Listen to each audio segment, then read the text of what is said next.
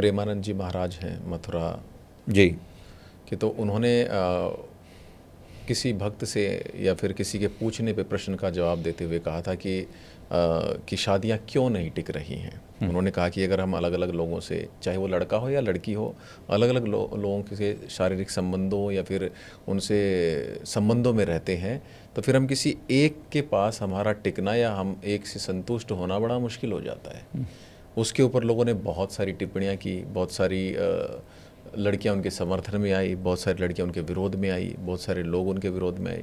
तो क्या इस तरह से जो सनातन के गुरु हैं उन्हें मुखर होके चीज़ें अपनी रखनी चाहिए, या फिर जैसे प्रेमानंद जी महाराज या बाकी लोगों को चुप कराने की कोशिश है, तो इनको यहाँ पे चुप हो जाना चाहिए? देखो, यहाँ पर दोनों बातें हैं।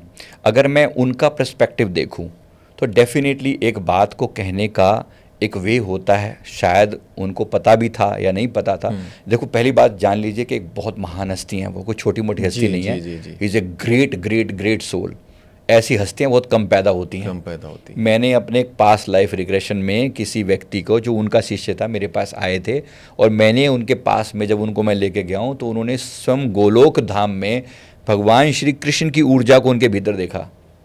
मतलब श्री कृष्ण तत्व को पूरी तरह इनके अंदर ऑब्जॉर्व देखा। कोई छोटी मोटी हस्ती नहीं है ये, मैं आपको पूरी तरह से बता रहा हूँ। सम कहूँ तो श्री कृष्ण जी का एक बड़ा अंश इनके अंदर मौजूद है। ये कहना बिल्कुल भी अनुचित नहीं है कि ये उनका अंश है। लेकिन अब बात रही कि क्या इतनी सी बात को लेके अब ये क्या टारगेट किया जा रहा है, बात को समझना। देखो, लोगों को किसी की भी तरक्की बर्दाश्त नहीं होती। हाँ, टारगेट प्रेमानंद जी महाराज नहीं है। हाँ, वो मेन हमारा पूरा सनातन है, क्योंकि आज उनकी प्रचंड चीज को लोग झेल नहीं पा रहे हैं। पूरा सारा वर्ल्ड ही तो सनातन के अगेंस्ट है। पूरी अदर कम्युनिटीज देख लो, इनको कोई लगता है, अभी तक लगता था कि केवल मुस्लिम और क्रिश्चियनिटी की आपस में वो थी। ये क्रिश्चियनिटी जो अपने आप को बढ़ाने की कोशिश कर रही है, अपने आप को सनातन को सप्रेस करती आई है ना आज तक। और आज अगर मोदी जी ना होते, हमारा सनातन इतनी प्रचंड लेवल पर उभर ना पाता। और इन्होंने तो, कांग्रेस ने तो कर ही दिया था कबाड़ा सीधा सीधा। आज तो वैसे ही सप्रेशन में थे हम लोग, इतना कहाँ इस लेवल पर उभर पाते। और क्रिश्चियनिटी इतनी हावी हो चुकी होती है। अगर हम 2014 में हमने मोदी जी को ना चुना होता तो आज कहीं का कहीं हो चुके होते।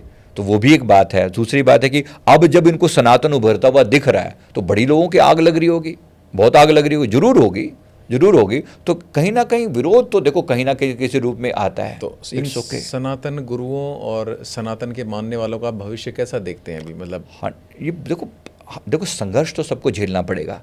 जब आप उभरोगे तो बहुत लोगों की आंखों में खटकोगे। वेरी सिंपल ना। जब आप उभरोगे बहुतों की आंखों में खटकोगे, लेकिन आपको ये पता कि आप सच की राह पर हो। और धर्मो रक्षति रक्षिता, हमने धर्म की रक्षा करेंगे तो धर्म भी हमारी रक्षा करेगा। आज हम सनातन के लिए खड़े हैं, कल सनातन हमारे लिए खड़ा है। ये समझ लीजिए, धर्मो रक्षति, हम धर्म की रक्षा कर रहे हैं, धर्म पुनः हमारी रक्षा कर रहा है। तो इस प्रकार से ये चीज प्रचंड होगी। और अभी हमारे राइज का टाइम है। This is the golden time. आज ये दुनिया देख ले, लिख ले इस बात को कि एक समय आएगा। अभी तक हम सिंधु कहने से डरते थे, एक समय आएगा जय जयकार होगी, सनातन की होती रहेगी। सनातन था, सनातन है, सनातन रहेगा। इसी में से निकली शाखाएं एक दिन मिट जाएंगी और वापस इसी में जाके मर्ज हो जाएंगी। इनको भी समझना पड़ेगा। ठीक है, संघर्ष से गुजरना पड़ेगा। ये आसान तो नहीं है पास। मैं ये नहीं कह रहा कि तुरंत हो जाएगा, बहुत बड़ा संघर्ष है। हर एक व्यक्ति को, आप और हमारा स्ट्रगल कम थोड़ी होगा, जरूर होगा। जब हम प्रचंड रूप से अपनी बात को कहेंगे, अनेक लोगों की आंखों में खटकेंगे, बट इट्स ओके। कभी कभी खटकना बेहतर है, पड़ेगा, फिर भी कहना पड़ेगा। 100%, मैं 100% समर्थन में हूँ प्रेमानंद जी महाराज जी का। अगर आप अपनी प्रचंड बात को कह रहे हो, ठीक है, कोई कभी कभी अंदाज थोड़ा डिफरेंट हो सकता है, वो एक अलग बात है। भाई आपका ये नहीं वैसे नहीं, क्योंकि जब आप किसी ऐसी चीज़ को ही सामने ला रहे हो तो बात को कहने का कोई ना, मैं इसी बात को कहता, मैं कर्मा के हिसाब से कुछ एक्सप्लेन करता, अगर मान लो ये सवाल मेरे से किया जाता। लेकिन कहीं ना कहीं बात तो निकल के आएगी। अब उनको पकड़ने के लिए कुछ भी चाहिए। पीछे भी तो कोई बात निकली थी, वो उन्होंने अपनी पद यात्रा रोक दी थी, बात कुछ भी नहीं थी, लेकिन विरोध करने का कोई ना कोई था। बाद में इतना लोगों ने उसको उस चीज़ के लिए लताड़ा, जिस सोसाइटी ने विरोध किया, अंततः वो सब उन्होंने जाके माफिया मांगी। इस बार भी ये होता हुआ दिख रहा है।